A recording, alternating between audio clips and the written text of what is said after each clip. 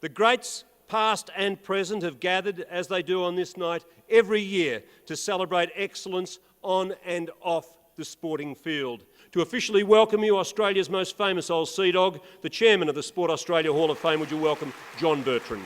What a great year in Australian sport. Early in the year, at the Winter Olympics in Vancouver, this country of ours won 2 gold and a silver from a nation that hardly has any snow. Etihad and the Sport Australia Hall of Fame are a perfect match. Both strive for and recognise excellence. Please welcome the Regional General Manager, Asia, Pacific South and Australasia, Kramer Ball. We are proud to announce that Etihad will provide each Hall of Fame scholarship winner with return flights to Europe, enabling each of those scholarship winners to compete on the international stage. Tonight we're going to meet our 9 new inductees. A man who had worked with the Tottenham Hotspurs in England, was part of Australia's earliest America's Cup challenge. Toyne was at the forefront of sports medicine half a century ago. Tonight, Dr. Howard Toyne is inducted posthumously into the Sport Australia Hall of Fame. For nearly 50 years, our next inductee has been at the forefront of his sport as a player, coach and innovator. A premiership captain, 200-game player and one of football's finest and most respected leaders, David Parkin displayed all the leadership traits so dear to the heart of the Hawthorn Football Club. Those who watched him blossom saw a league coach in the making, and they weren't wrong. David Parkin is honoured as he is inducted into the Sport Australia Hall of Fame.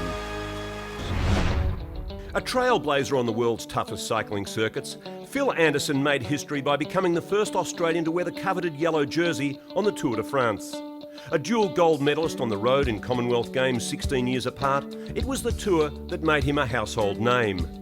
His breakthrough came on the 6th stage in 1981, when he became the first non-European to don the yellow jersey.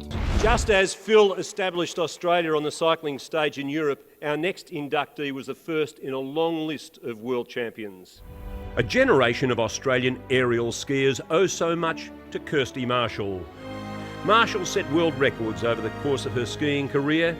She was the first woman in history to score over 100 points on a single competition jump.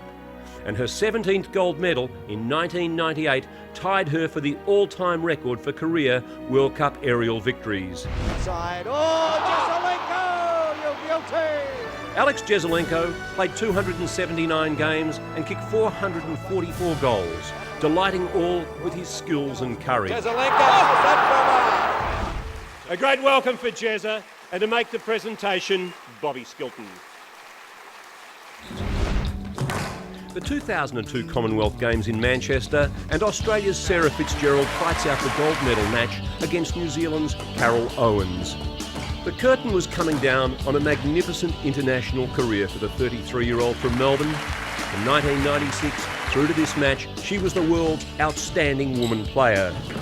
5 times she won the World Open, including back-to-back wins against Hall of Famer Michelle Martin. A silver medalist to Martin in Kuala Lumpur, when squash was introduced into the Commonwealth Games program, she would go one better, beating Owens and taking gold in Manchester. Sarah Fitzgerald, ladies and gentlemen. 3 years after losing his legs, after being hit by a car while hitchhiking, David Hall began the long journey to the top in wheelchair tennis. This is him in action in Sydney at the 2000 Paralympics. He lived up to the motto, what the mind can perceive, the body can achieve. He was world number 1 for 6 years, was the ITF World Wheelchair Champion 6 times, was the first non-American to win the US Open, and he'd win 8 of them.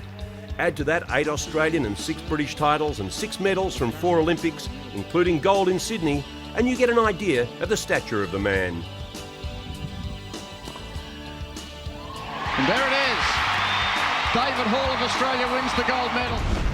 Tonight, a great sportsman and administrator is honoured as Ken Arthurson is inducted into the Sport Australia Hall of Fame. One of the true greats of Australian swimming. Few people in sport have crammed as much into a career as Grant Hackett. Silver medalist in the World Champs to Ian Thorpe. He burst onto the scene at the 1997 Pan Pacs, taking out the 1500 and beating a kid named Thorpe in the 400 freestyle. A year later, he'd be World and Commonwealth champ over 1500, and one of the great success stories in Australian sport was in full stride. From 1997 to 2007, he was unbeaten in the 1500 metres, winning it at every major world competition, including the World Championships, Pan Pacs, Olympics, Commonwealth and Australian Championships.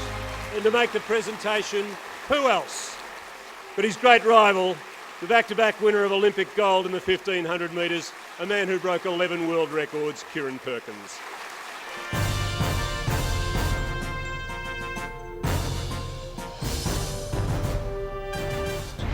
I'd now like to call on John Bradman, Sir Don's son, to announce the winner of the 2010 Sport Australia Hall of Fame Don Award. Lydia Lucilla.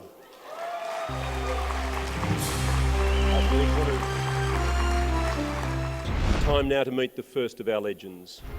One of 9 boys, Johnny Raper rose from working class roots in the southwestern Sydney suburb of Revesby to become an Australian rugby league icon.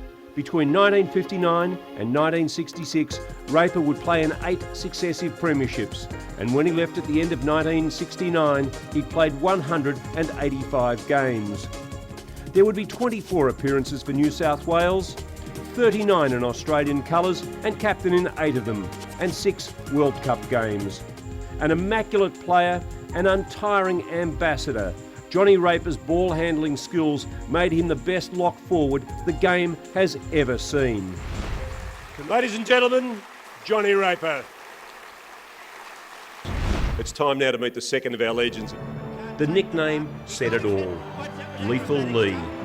And as he kicked 915 goals over his 332-game career, there had been no truer moniker. Snaps with the right foot over the top, and Lethal is on target. In 2007, the Herald Sun's esteemed football writer Mike Sheehan penned these words in a foreword to a 300-page scrapbook of Matthews' achievements. Lee Matthews was the greatest player of the 20th century, said the Herald Sun's team of football writers. While the title wasn't officially endorsed by the AFL, it received almost universal acceptance. Lee Matthews joins fellow AFL greats Ted Whitten and Ron Barassi as he is elevated to legend in the Sport Australia Hall of Fame.